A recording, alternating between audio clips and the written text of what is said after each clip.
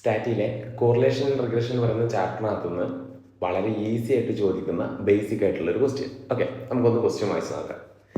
The coefficient of correlation r between x and y. Okay, നമ്മളോട് കാണാൻ പറഞ്ഞാൽ എക്സും വൈയും തമ്മിലുള്ള കോറിലേഷൻ കോഎഫിഷ്യന്റ് ആണ് കാണാൻ പറഞ്ഞിട്ടുള്ളത്. ഓക്കെ, സോ എന്തൊക്കെ തന്നുന്നുണ്ടെന്ന് നോക്കാം. കൊവേരിയൻസ് എക്സ് വൈയുടെ വാല്യൂ -16.5 ആണ്. ഓക്കെ, അവിടെ ഒരു കാര്യമുണ്ട്. Variance of x 2.89 and variance of y 100. എന്നിട്ട് എന്നോട് കാണാൻ പറഞ്ഞത് ആറിൻ്റെ വാല്യൂ അല്ലേ, ആറിൻ്റെ വാല്യൂ എന്താണെന്നുള്ളതാണ് ക്വസ്റ്റ്യൻ. സോ നമ്മൾ മനസ്സിലാക്കേണ്ട ഒരു കാര്യം, കൊവേരിയൻസ് എക്സ് വൈ എന്ന് പറയുന്നത് നെഗറ്റീവ് ആൻസർ ആണെങ്കിൽ, കൊവേരിയൻസ് എക്സ് വൈ എന്ന് പറയുന്നത് ഒരു നെഗറ്റീവ് ആൻസർ ആണെങ്കിൽ ആറിൻ്റെ ആൻസർ എന്ന് പറയുന്നത് നെഗറ്റീവ് ആയിരിക്കും. അതാദ്യം മനസ്സിലാക്കണം.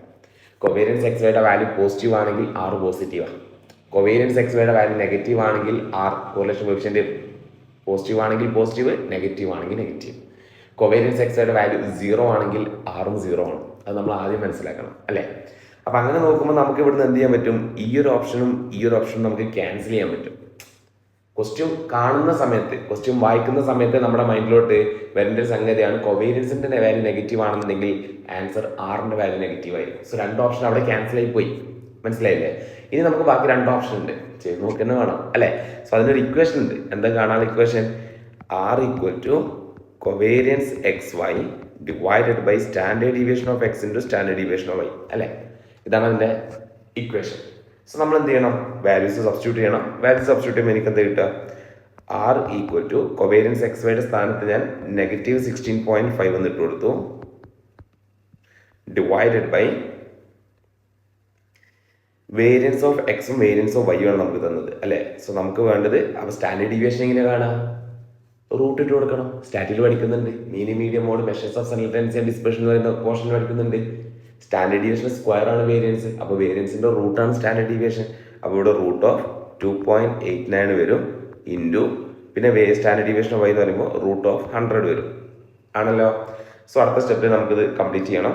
That is -16.5 divided by 2.89 root അല്ലേ. 2 ഒന്നിൻ്റെ കാൽക്കുലേറ്ററിൽ ഡയറക്റ്റ് എടുത്ത് ചെയ്യാൻ പറ്റും. 2.89 റൂട്ട് എന്ന് പറയുമ്പോൾ 1.7 ആണ്. ദാറ്റ് ഈസ് 1.7 ഇൻറ്റു 100 റൂട്ട് 10 ആണ് അല്ലേ.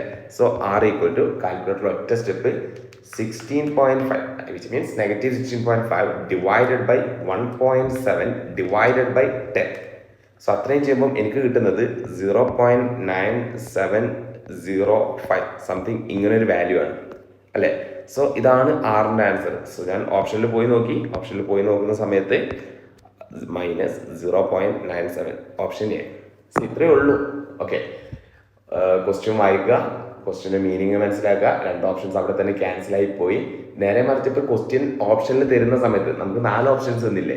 ഈ 4 ഓപ്ഷനകത്ത് ഒറ്റ നെഗറ്റീവ് ആൻസർ ഉള്ളൂ എന്നുണ്ടെങ്കിൽ പിന്നെ വെറുതെ ചെയ്ത് നോക്കി സമയം കളയണ്ട. മനസ്സിലായില്ലേ? ബെസ്റ്റ്. സോ